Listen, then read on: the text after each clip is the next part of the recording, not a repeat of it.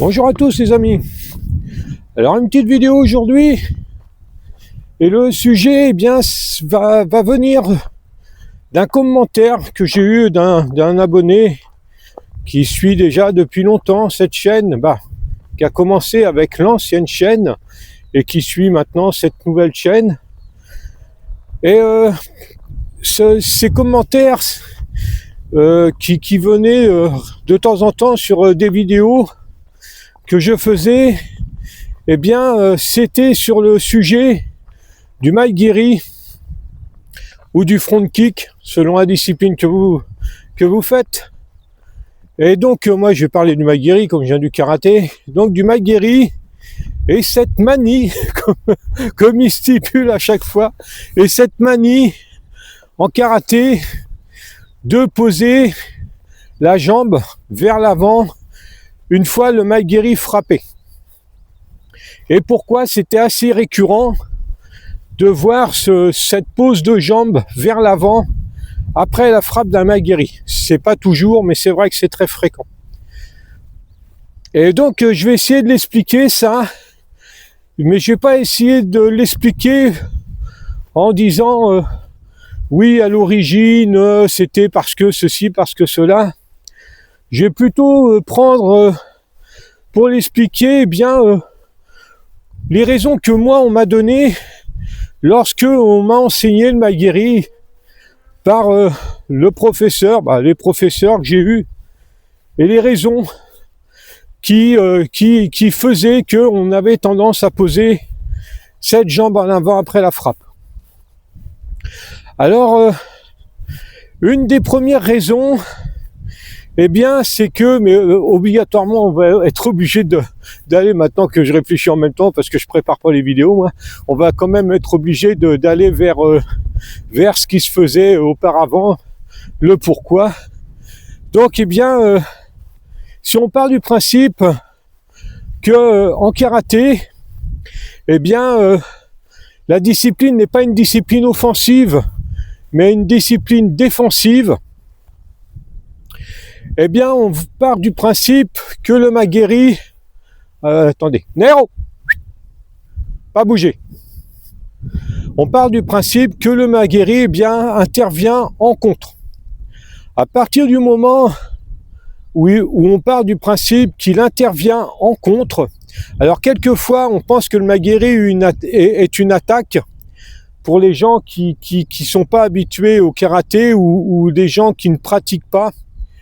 Et quelquefois, le Maegiri est vu comme une attaque alors qu'il n'est pas une attaque, il est effectué sur un contre, mais dans une situation bien précise, c'est-à-dire que celui qui défend, il a vu les prémices d'une attaque, où l'attaque était tout juste amorcée, et il contre avec ce Maegiri.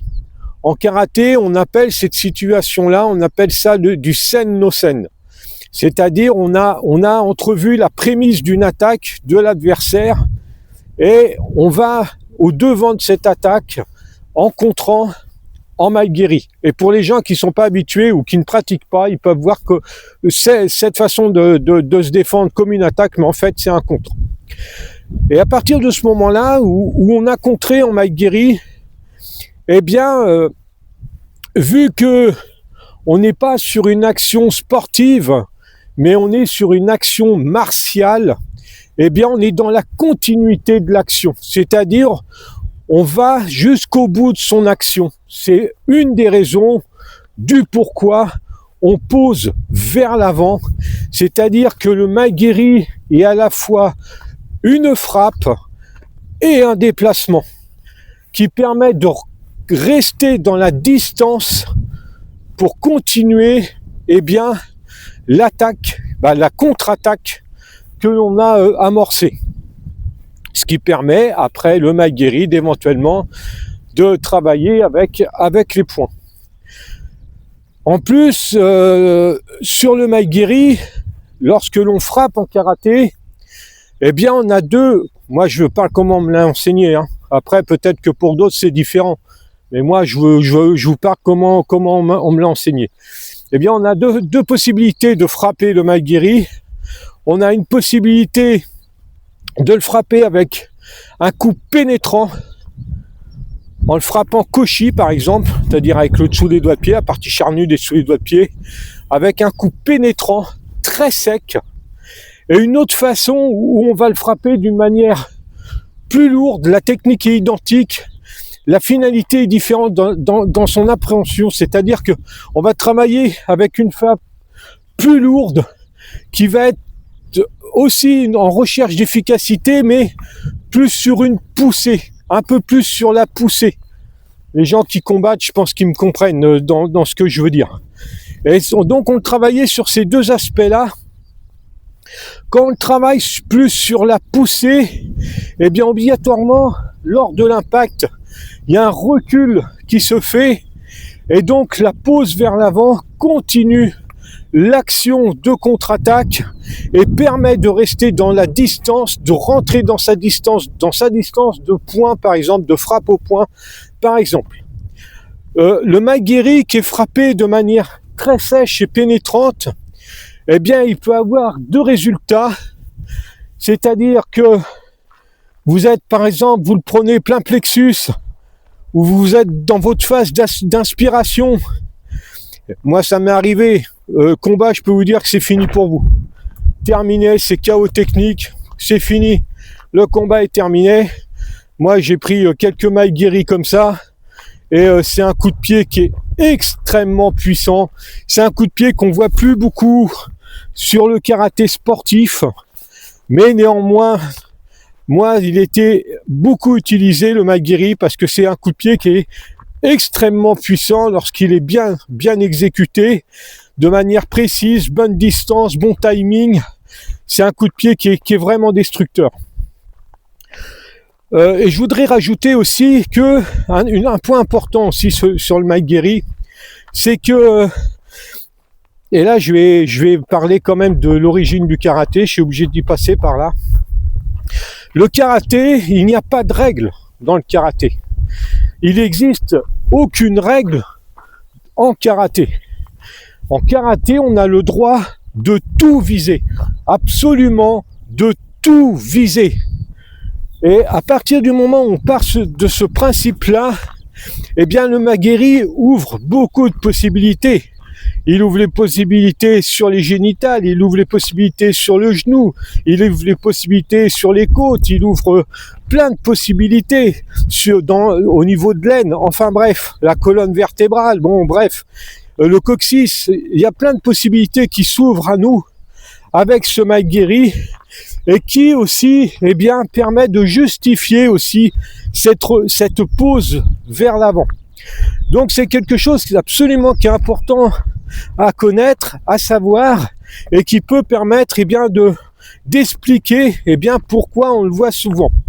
Alors, il faut savoir aussi que le Maegiri, eh bien, selon les disciplines, on peut voir du Maegiri frappé koshi, on peut voir du Maegiri frappé avec le pied très relevé et que ça soit plus le talon, et autrement avec le plat du pied aussi, ça se voit aussi dans certaines disciplines.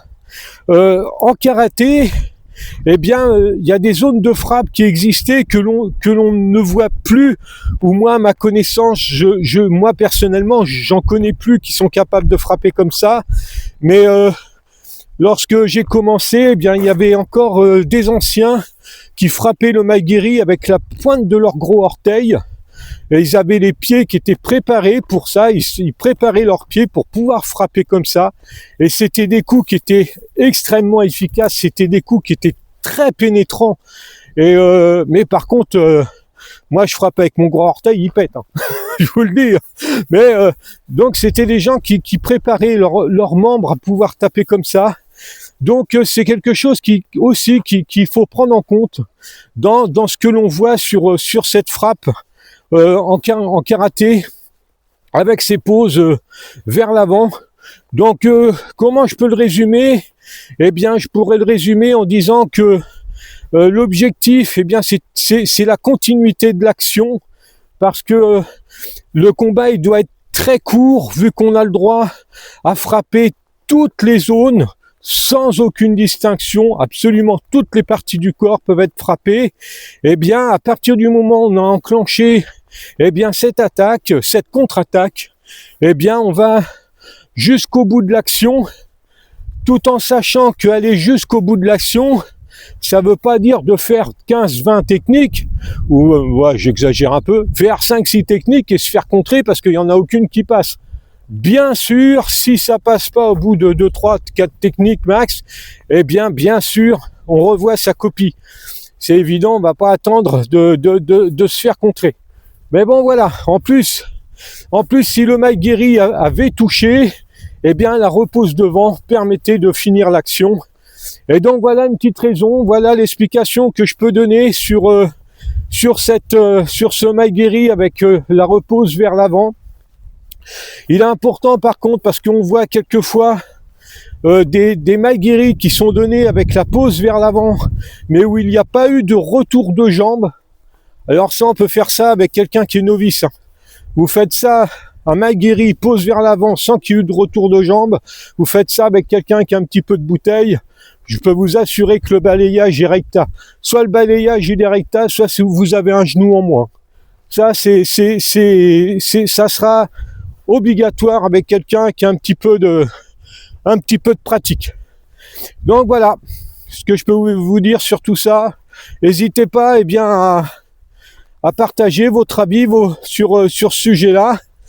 Si vous avez d'autres explications à donner qui peuvent être intéressantes que je connaîtrais pas. Donc ça, moi, ça m'intéresse aussi d'avoir ce partage-là. Et puis, mon livre est toujours en vente. N'oubliez pas, self-défense, histoire d'une illusion. Vous tapez ça sur Amazon et puis vous allez trouver mon livre en vente. Et puis pour ceux qui l'ont déjà commandé, eh bien, je vous remercie. C'est très très gentil de votre part de participer à cette petite aventure. Allez, à bientôt les amis. Salut, bye.